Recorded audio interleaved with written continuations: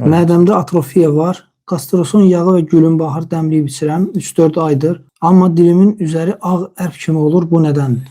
Dilin üzərinin ağ ərp kimi olması elə hamısı sırf demək olmaz ki, mədədəndir. Bu öddən də ola bilər. Ona görə də siz o müalicələrə əlavə olaraq solma çayı ala bilirsiniz. Məsələn, gündə 3 dəfə yeməkdən bir yarım saat və ya da bir 40 dəqiqə əvvəl bir xörək qaşığı solma çayını bir stəkan suda dəmləyin için. Vəssalam.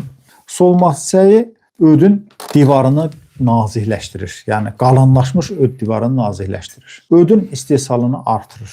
Qatılaşmış ödü durulaşdırır və həm durulaşdırır, həm öd istehsalını artırır və sonuçta nə olur? Sonuçta öd mübadiləsi bədənimizdə çoxalır. Bu çox vacib amildir, öd mübadiləsinin çoxalması.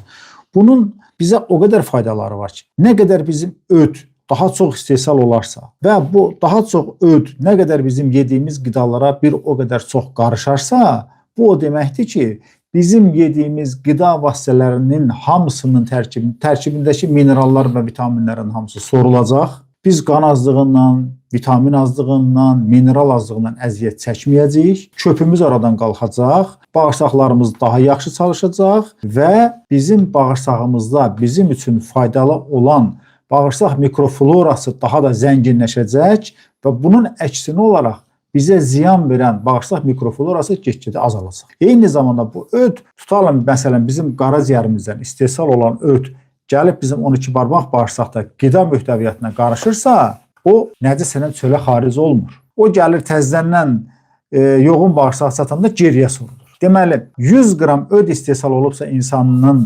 qaraciyərindən, onun 90 qramı geriyə sorulur. Cəmi 10 qram itkisi olur. Ona görə də öd dövriyyəsinin insan bədənində böyük əhəmiyyəti var. Bunu nəzərə almaq lazımdır inşallah.